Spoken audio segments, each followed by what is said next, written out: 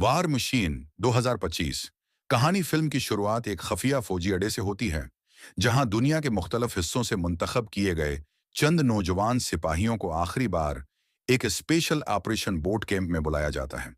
ये camp arm training से बिल्कुल मुख्तलिफ है, क्योंकि यहाँ उन्हें सिर्फ हथियार चलाने या जिस्मानी ताकत का इम्तिहान नहीं देना, बल्कि जहनी बर्दाश्त, खौफ पर काबू पाने और टीम वर्क के मुश्किल तरीन मराहिल से गुजरना होता है। कैप्टन हैकन्स अलियन रचसन इस यूनिट का लीडर है। वो सख्त, बेरहम, मगर अंदर से अपनी टीम के लिए मुखलिस है। इसके साथ शामिल होते हैं नए भर्ती किए गए जवान, जिनमें एक ज़हीन मगर नाफरमान रिक्रूट जैक्सन, एक पुराने फौजी का बेटा मार्क्स और एक टेक्नोलॉजी एक्सपर्ट लेरा शामिल हैं। ट्रेनिंग के दौरान ये भेद खुलता है कि कैंप का असल मकसद सिर्फ सिपाहियों को तैयार करना नहीं, बल्कि उन्हें एक ऐसी महलक मखलूक या खतरे के मुकाबले के लिए तैयार करना है जो इंसानों की पहुंच से बाहर है।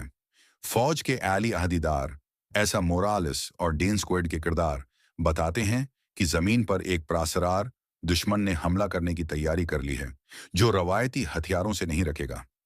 शुरू में रिक्रूट्स इस बात को संजीदा नहीं लेते, मगर जब पहली बार एक मिशन पर भेजे जाते हैं तो उन्हें पता चलता है कि ये दुश्मन दरअसल मसनूई जहांत एआई से चलने वाली बाइवंक मशीनें हैं, जिन्हें वार मशीन्स कहा जाता है। ये मशीनें इंसानों की हर चाल को समझकर फौरन रद्दामल देती हैं और तकरीबन नाकाबिल शिकस्त हैं। पहला मुकाबला तबाहकुन साबित होता है। टीम के कई सिपाही हलाक हो जाते हैं और बाकी शदीद जख्मी। ये लम्हा कहानी में एक मोड़ लाता है, जहां कैप्टन हैकन्स अपनी टीम को हौसला देता है कि अगर वो उकट्ठे होकर लड़ें तो शायद उन मशीनों को शिकस्त दी जा सकती है। कहानी के दरमियानी हिस्से में टीम मुख्तलिफ ऑपरेशंस करती है। दुश्मन की लेबॉर्ट्री में घुसकर राज हासिल करना, एक बलीक हाक हेलीकॉप्टर मिशन में भारी नुकसान उठाना, टेक एक्सपर्ट लेरा की मदद से वार मशीन्स के सिस्टम में वायरस डालने की कोशिश। हर मिशन के बाद कुर्बानी और नुकसान बढ़ता है, लेकिन साथ ही टीम के दरमियान रिश्ता भी मजबूत होता जाता है। जैक्सन, जो शुरू में नाफरमानी करता है, आखिरकार अपनी जान खतरे में डालकर साथियों को बचाता है। क्लाइमैक्स में पता चलता है कि वार मशीन्स को कंट्रोल करने वाला सिर्फ एक आम एआई नहीं, बल्कि एक बागी इंसान है जो कभी फौज ही का हिस्सा था और अब दुनिया पर कब्जा करना चाहता है। आखिरी लड़ाई एक जेर जमीन हेडक्वार्टर में होती है, जहां पूरी टीम एक साथ मिलकर दुश्मन का सामना करती है।